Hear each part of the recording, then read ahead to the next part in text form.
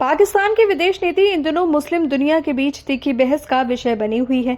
दशकों से जिस देश ने इजरायल को मान्यता देने से साफ इनकार किया था और फिलिस्तीन की लड़ाई में खुद को अगली पंक्ति का समर्थक बताया था, वही आज एक ऐसे मोड़ पर खड़ा नजर आ रहा है जहां उसके कदम अमेरिका और इजरायल की नीतियों के अनुकूल दिखाई दे रहे हैं।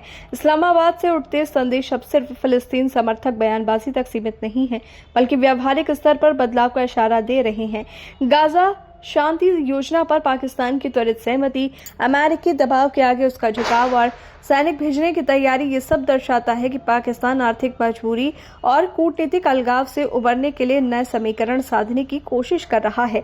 आधिकारिक स्तर पर पाकिस्तान ये दोहराता रहा है कि वो इजरायल को कभी मान्यता नहीं देगा, लेकिन हालिया घटनाओं की श्रृंखला ने इस दावे को संदिग्ध बना दिया है। राष्ट्रपति ट्रंप की गाजा शांति योजना पर सबसे पहले समर्थन जताना, इजरायल का नाम लेकर स्थायी शांति की बात करना और अमेरिकी मिशन में सैनिक भेजने का संकेत देना, ये सब पाकिस्तान की पुरानी आक्रामक नीति से उलट कदम है। पहले यही पाकिस्तान इजरायल को कातिल मुल्क तक कहने से नहीं हिचकता था, लेकिन अब खामोश और सतर्क रुख अपना रहा है। इतना ही नहीं, अंतर्राष्ट्रीय मीडिया रिपोर्ट्स में पाकिस्तानी और इजरायली प्रतिनिधियों की गुप्त मुलाकातों की चर्चा ने भी इन अटकलों को और हवा दे दी है। पर्दे के पीछे बहुत कुछ बदल रहा है। विशेषज्ञ मानते हैं कि पाकिस्तान का ये झुकाव सिर्फ कूटनीतिक मजबूरी नहीं, बल्कि आर्थिक संकट का नतीजा है। सऊदी अरब और कतर की तरह पाकिस्तान भी अमेरिकी लाइन पकड़कर खुद को वैश्विक मंच पर प्रासंगिक बनाए रखना चाहता है।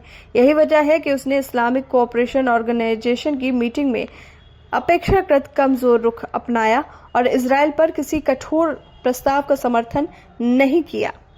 इससे इस्लामिक उम्मा में उसकी स्थिति कमजोर हुई। घरेलू राजनीति में इसका असर पहले ही दिख रहा है। कराची से इस्लामाबाद तक लोग पाकिस्तान सरकार को बिकाऊ कह रहे हैं और इसे ऐतिहासिक समझौता बताकर आलोचना कर रहे हैं। विश्लेषकों के मुताबिक पाकिस्तान इजरायल को खुले तौर पर मान्यता देने का साहस शायद नहीं जुटा पाएगा, क्योंकि इससे उसकी घरेलू राजनीति और मुस्लिम उम्मा में छवि को गहरी चोट लगेगी। लेकिन अप्रत्यक्ष रूप से वो वही रास्ता चुन रहा है जिससे इजरायल को फायदा पहुंचे और अमेरिका को इस संदेश मिले कि पाकिस्तान एक जिम्मेदार सहयोगी है। असल में ये पाकिस्तान की उस पुरानी विदेश नीति का अंत है जिसमें फिलिस्तीन का मुद्दा उसकी पहचान का हिस्सा था। अब नए हालात में इस्लामाबाद इजरायल और अमेरिका की रणनीति का हिस्सा बनता हुआ दिख रहा है।